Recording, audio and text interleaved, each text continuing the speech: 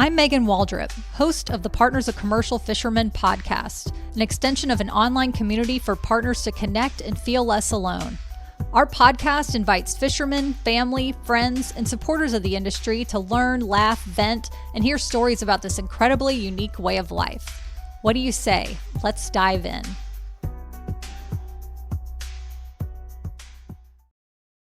Hey POCFs, how's everybody doing out there? By the time you by the time you hear this podcast, I'll either be in California or I will have just gotten back to Wilmington, North Carolina from being out in California. This year I've decided to road trip with Chris out to California from our home in Wilmington to squeeze in that extra quality time before spiny lobster season begins. And I know y'all know what it's like. Not only is it a fishing season that preoccupies our fishermen, but it's the prep for the fishing season that preoccupies them as well. I can already tell right now as I'm sitting in my desk and at home in Wilmington, Chris's mind is many places. He's thinking about, lobster tags, building traps, dipping traps, all the things, all the accoutrement that it takes to have a successful lobster season.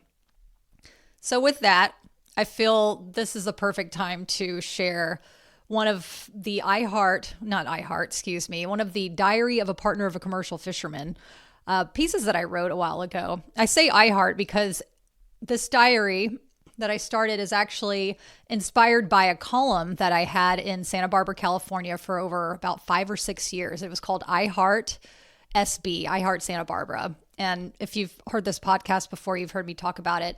It was essentially a Sex and the City meets Santa Barbara. So it started with me dating, the funny stories that I had when I started dating. And then while I was dating, that's when I met my fisherman. He walked into my office and I gave him the once over, like, who are you? I am going to Olympic flirt with you like it is the last thing I do. And yeah, it's so interesting how that column ended up documenting, our love story for the first 5 or 6 years of it, including when we lived on a sailboat, which you've heard me talk about. Of course, our lives revolve around boats. Partners of Commercial Fishermen know this. Boats, the weather, things that are outside of our land life, we are deeply connected to because that is where our fishermen exist for many, many months, at a time. We share our fishermen with the ocean in a sense. And so I am sharing with you the Diary of a Partner of a Commercial Fisherman, and it's called What It's Like When Your Fisherman is Married to the Sea. And I originally, titled it When Priorities Change, but I feel like, it's kind of one of the same. So without further ado, I'm going to dive in. What it's like when your fisherman is married to the sea. Excuse me, y'all. Recently, I heard that the best way to stay on track is to write down the main priorities in your life and stick to them. So, if a plan comes up that doesn't align with your list, it's easier to say no. It makes sense to me. When Chris and I moved to Ojai at the beginning of spiny lobster season, I couldn't wait to nestle into newlywed life with my man. This was written 3 years ago, by the way. Funny enough, this is the first real home we've ever lived in together. For the last 2 seasons, we lived in an Airstream and a sailboat for 3 years before that. One of the first things I did after unpacking was to make that list. Priorities can change over time, but my list read at that time, number 1, relationship. Number 2, writing. 3, yoga. 4, cooking. Since we hadn't had a full kitchen before, I always despised cooking, and I want to change that. But the first one will always stay. Chris and I vowed on our wedding day that we'd put each other first, and I know he meant it. But what I've realized is that I may have to share that top spot right now because fishing kind of has to come first. Ish. The unpredictable weather and the fluctuating price of fish means our entire lives are dictated by when he'll go back to sea. Making plans with Chris is a no-go this time of year. And maybe I hadn't noticed this in the past because I was too busy doing my own thing. But now that we're married, this feels sort of new for me. And I have to say, it kind of stings. When I have a beautiful dinner made, and I'm by myself. I often eat by myself while streaming music or watching episodes of whatever I choose to watch at that time. But when Chris comes home, he'll say how much he appreciates my effort to make a homemade meal, which is super important to me considering my love language is words of affirmation. But even with candlelight and soft music playing in the background, I can tell his mind is somewhere else. I can almost read his thoughts. How much bait do I have left? What's the weather like tomorrow? How many traps am I missing from that last big swell? Our relationship may be the top priority for me, but right now, it can't be the only top priority for him. So, I've learned to be okay with it. I kind of have to be. Commercial fishing is how we're able to build a life together, and as long as we genuinely connect during those fleeting moments over dinner, we can find our way back together again. I looked up the song Brandy by the band Looking Glass, and after reading the lyrics for the first time, I'm a little choked up. Maybe because I'm about to start my period, but this song really hits, especially the part that goes, quote, Brandy used to watch his eyes when he told his sailor stories. She could feel the ocean fall and rise. She saw its raging glory. But he had always told the truth. Lord, he was an honest man. And Brandy does her best to understand. Man, that goes right to the heart. I can totally feel for Brandy trying to make sense of the double life that her man leaves. But if Chris ever said to me that his life, his lover, and his lady is the sea, I may cut a bitch. The end. I have to laugh. Oh my God. Okay, I have to laugh. I'm laughing because this is an actual concern for many partners of commercial fishermen. I mean, we do, at times can feel like we're number two. And that, like I mentioned, can sting. And yeah, it's in those moments though that I feel that it really puts a test to us of how much we appreciate ourselves and how much we seek outward appreciation to validate us. I'll let that sink in for a second. It's pretty deep, but honestly, if we're looking for other people to make us feel happy or make us feel fulfilled or whole, we're always going to be second place or maybe third or fourth. So it's a practice. It's not like, oh, boom, I'm feeling great now. You do you, I'll do me. But honestly, it kind of feels like it has to be like that in a sense, in a way of like a healthy boundary, if you will. Not like putting a wall up between you and your partner, because you definitely don't want to do that. But it's a boundary in the sense of, okay, right now my partner isn't able to give 100% of what I need when it comes to maybe love and affection.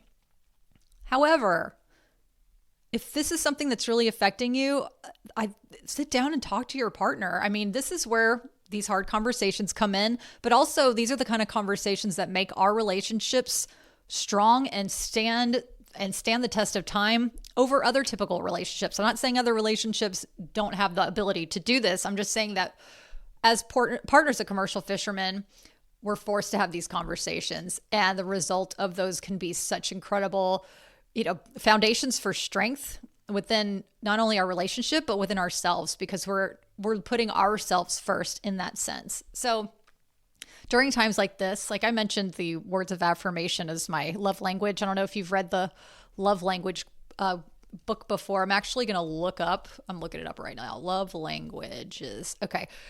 There's 5 love languages. One is acts of service. There's quality time. There's words of affirmation, physical touch, and receiving gifts. I'll put a link to this kind of psychology if you're interested. And so, yeah, sometimes within the seasons, we are able to get more of that than others. Obviously, quality time is a big one, because we know that quality time during a fishing season is not going to be as fulfilled as it is when they're in the off season. And maybe in the off season, it's a little too much quality time. You know what I mean? And I know you know what I'm talking about. This isn't a reflection on your relationship. This is just normal human beings. You can't be stuck side by side with someone and not feel any kind of, all the feels. We'll say all the feels.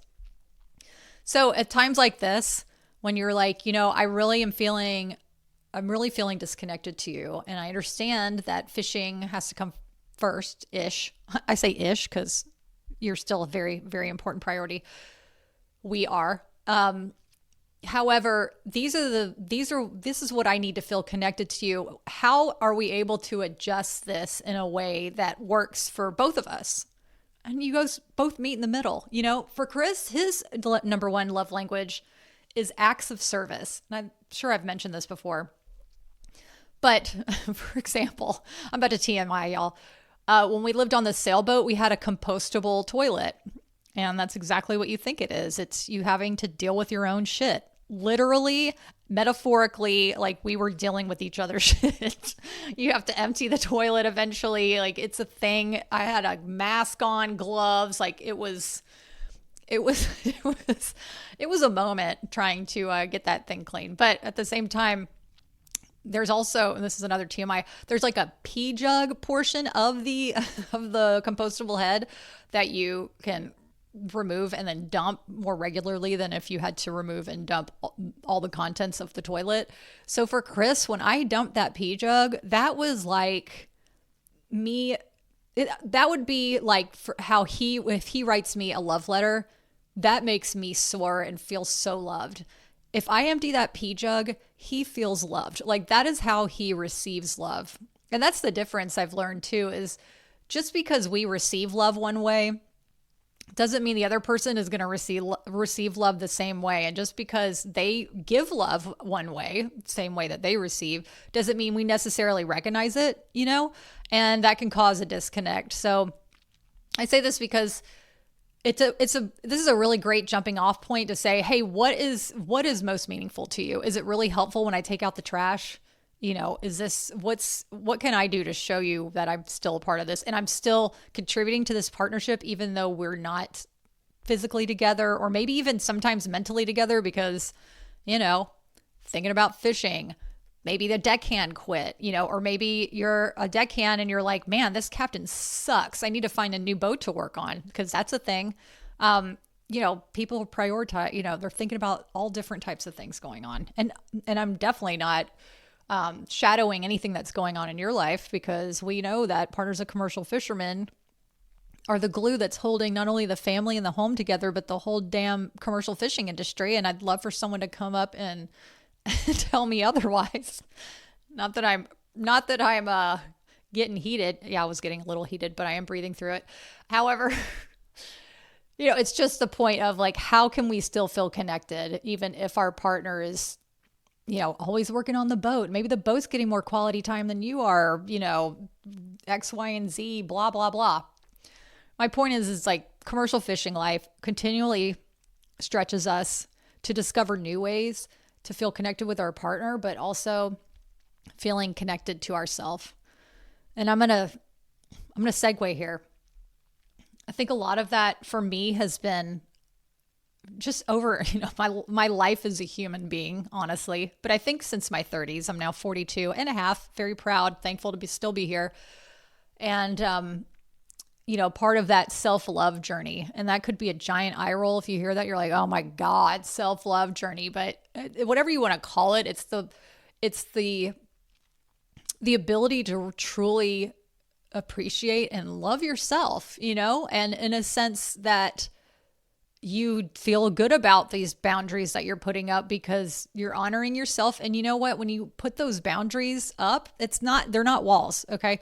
These are healthy boundaries. When you're able to put those walls up, you're able to perform in a whole different way that you're able to give more out to the people that you love.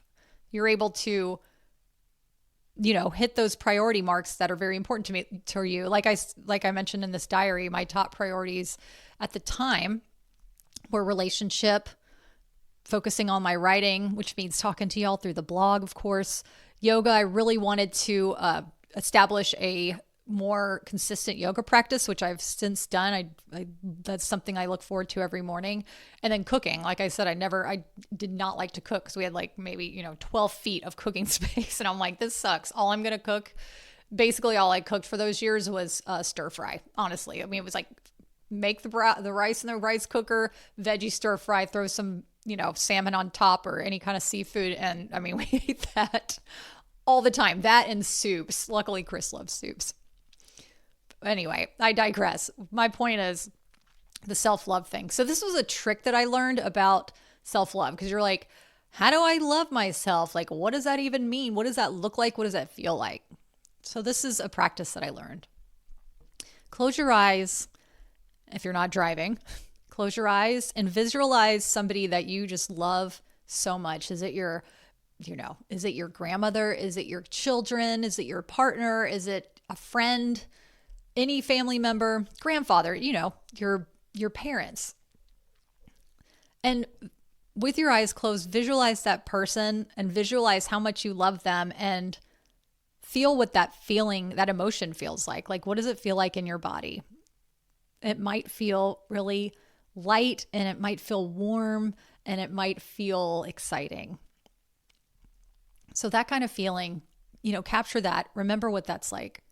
And then practice moving that emotion toward yourself. You're like, okay, do I love myself? If there's some resistance there, that's okay. I totally had that. I'm like, what is this? What is this so cheesy? What am I doing? No. Just go with it. Practice giving that love back to yourself, and think of yourself, your body as a machine. I believe that our souls are living within our bodies. Our bodies are just tools for us to be able to experience this life on the planet. We are not our bodies. We are not what we see through our eyes. We are what we feel inside. And so, give thanks to your body for being there, for carrying you along for as long as it has. How incredible to still be alive and to be able to be healthy. Or maybe you're going through some illnesses right now, and that might feel hard to say that. However, your body, give that love to your body. That's what's going to help heal. That's going to assist in your healing journey, whether that's an emotional healing, if that's a physical ailment. But it's, the other day, well, real quick, give that love. That's how you practice giving love back to yourself, like shifting that feeling of immense love from someone that you really love, and practice takes, you have to do it over and over again. But what do we got? We got a lifetime to do this. It's not like we have a deadline to figure this out. But practice just giving that feeling back to yourself. And I feel that's so important, especially for POCFs, to learn to do whenever our partners aren't around, to give us the affection that we need. Because at the end, and I'm not trying to sound like a doomsday or anything like that, but in the end, all we have is ourselves, no matter what.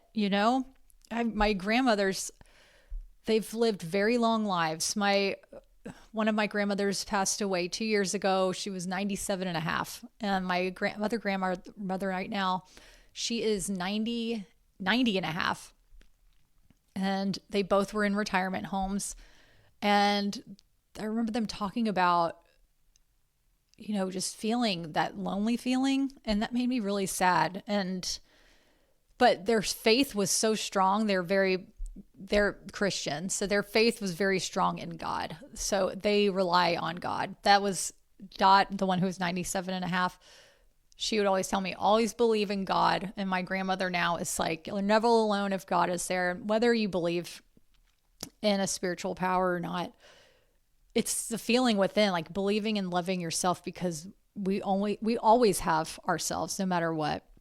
And to practice that now is just going to fill us up and help us in the long run, is to be able to bring back that appreciation to ourselves and not have to worry about outside people, validating us or giving us high fives or emptying our pee jugs or whatever it is.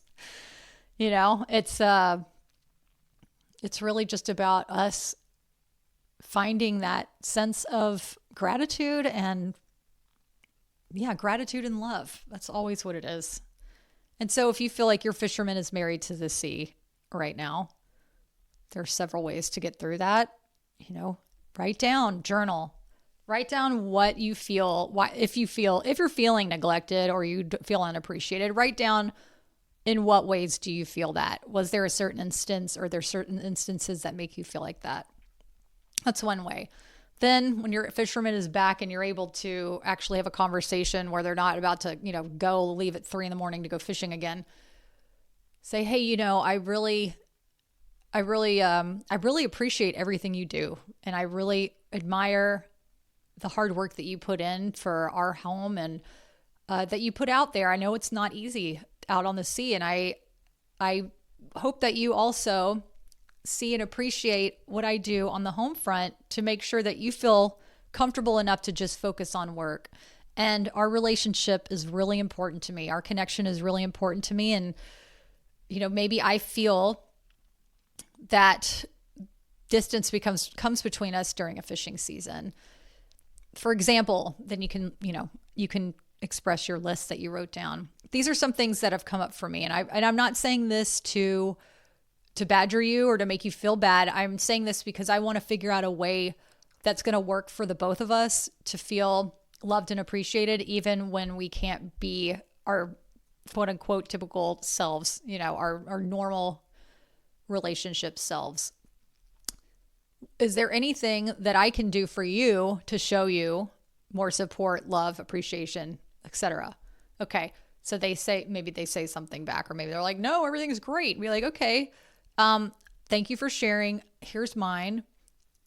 Now I would love for us to figure out a way how we can work together on this, because our relationship is so important to me, and I love you, and I want this to be a lasting love that we feel connected even through the hard times. Because side note, and I'm sure you already know this, the freaking hard times of a relationship and marriage, like it's just like a next level of challenges. But man, when Chris and I go through those moments, and we have, okay, I'm not saying we're not, and we have not. In the back of my head, even though I could be crying and I'm feeling so sad and I'm feeling just really low, at the back of my head, I'm like, this is one of those moments that we're going to get stronger because of it. Like, that is always something that I know in the back of my heart and the back of my head. It's like, oh, this is one of those marriage challenges that's just going to make us even stronger. And it's almost like a reset in a sense. How can you not have conflict when you're two people who have totally different, maybe, descending who you are, but like really totally different lives, honestly, during the fishing seasons. And also how much people change and grow over time. I mean, hello, of course there's going to be conflict. Maybe one person is excelling at their personal growth and the other person feels really stagnant, and that misplaced emotions come up on either side of the party. Maybe, who knows? I'm sure you've been in some situation where you felt it was one side or the other, but generally speaking, there's always a way to figure out a balance. And I'm not saying I know everything. I am here with y'all. I'm along with you guys. I am a partner of a commercial fisherman too, and I'm figuring it out. I want to share with you what I've learned through books and podcasts and other spiritual teachers and different types of modalities that have helped me in the past to move forward. And also, honestly, what's been really helpful is speaking to people who have been married for a long time. And it's one of my favorite things to do. One of my mom's friends, they are such a tight group. They're called the Fab Five. They call each other. They're so cute. Just these incredible women that just love hanging out. And hanging out, I mean, they're all Southern, of course. So there's lots of entertaining, because that is the Southern way, y'all. But it's also, they're there for each other. If somebody has surgery, or if someone's husband's in the hospital, or something happens to someone's kids, they are there. They're bringing food. They're making sure that there's space for them. If they need space to be alone, they're dropping off things and letting them have space to be alone. If they need time to be out with the friends, then they schedule an event or a party or some kind of a get together where they can connect with each other and just share words of advice and encouragement and just love and just honestly just camaraderie.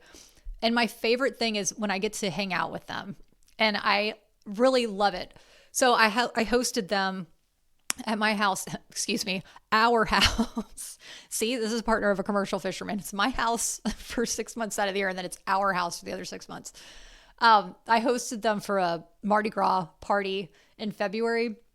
It was the first time they got to see our home, and I loved it. I made red beans and rice. My mom brought over a king cake. I had music playing. It was great. Mardi Gras beats, dressed up. I love it. I love Mardi Gras. My 97-year-old grandmother was from New Orleans. My dad was born there. Like, it's a very important city and culture in my life. And Chris's family actually has family in New Orleans too. So there's that. But having them, we were all sitting around my living room because I don't have a table big enough to fit everybody. Chris and I literally have just a bistro table for 2 people. So we're all sitting around the living room, and I just asked them, collectively together, there's probably 10 to 12 children between the 5 women, maybe more. So, they've been through having children. They've been through 40 plus years of marriage each. They've all been married. And I just love listening to their stories. And I asked them, what was really challenging for y'all when you were younger and whenever you had kids and as they retired? I feel like the retirement question's a really big one because I feel like fishermen kind of almost can feel like they're retired every year and can go through that mourning transition of not having a purpose. I feel like that's maybe another podcast. However, my point is asking women who have been married a long time about advice that they've gotten or that they can share about keeping a relationship connection. And it's really inspiring to be like, oh, wow, okay, so y'all went through some shiz and you've also made it on the other side. Some of them had marriage counseling. I totally support that. 100%. Whatever you can do to help your relationship, you shouldn't feel embarrassed about it. Sometimes they're like, yeah, having time apart's been really helpful. And I'm like, yeah, well, thankfully, part of Commercial Fisherman, we know that really well. And we've got that on lock. But just getting advice from other people that have been on that long road of a healthy relationship. Like, what did they recommend? How did they get through it? And also, I always shout this out because I really want y'all to not only appreciate, but to get to experience the love and the support that you can get through our private communities. Like, asking women in our private chat is super awesome. You get instant advice, whether it's relationship or maybe there's something about the fishing business that you're stressed out about. I guarantee someone in our group has a connection or has tips on how to navigate that because I've seen it. I've seen it happen in real time. It's been really cool. I'll put a link down there for our private chat. And of course, our private forum, new resources every month are added. And recently I added, there's relationships, of course. There's financial management. There's how to deal with isolation and feeling like that fear of the unknown, whether it's fearing your partner's death when they go out to sea or financial instability, things like that. Like, that's constantly being built up in the forum for y'all. So I say all this to say that if you're feeling like you're having to share priority with the ocean or a boat or, et cetera, you're not alone. And you're definitely not alone within our community, but you're also not alone even when you're with yourself. And that might sound contradicting, but it's true. Like, that feeling that you have for that loved one that you felt earlier, that really powerful feeling, that is something. That's you not being alone. That is your intuition. That's your spirit guide. Like, however you want to put it, I believe it's all the same. It's just a different name, different label to make us feel more comfortable with it, depending on our backgrounds, whether we, I don't know, grew up in the South and have religious trauma over going to churches, may or may not have experienced that, me. Or it does, whatever. Or maybe you did grow up with a spiritual home and that's fine too. But it's like that feeling, that slight change within your body, like that's stuff that that's what you can always return home to. And you're never alone with that. That is like the power of being a human. That's also the power of our consciousness being on this planet. We're here just experiencing this incredible life. In our incredible life, like, we get to have this commercial fishing, even though it's effing stressful sometimes, financials, safety, all that stuff, but we'll figure it out. You'll figure it out.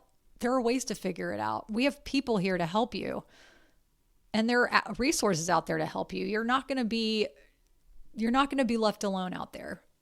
And I want you to know that. And so, yeah, I think I pretty much went on my rant and summed that up. But I just want y'all to know that if your relationship is feeling kind of like, ugh, during the fishing season, you'll get back to yourselves. Just be honest with yourself and say, why do I feel this way? write down in the journal, what are some things that I can do to help myself?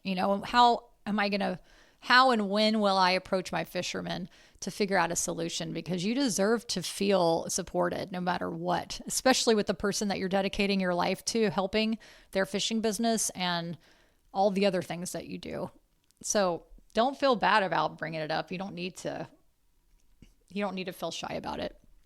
This is why you've gotten to a partnership, right? Is to feel that kind of connection and to be there for somebody and have someone be there for you.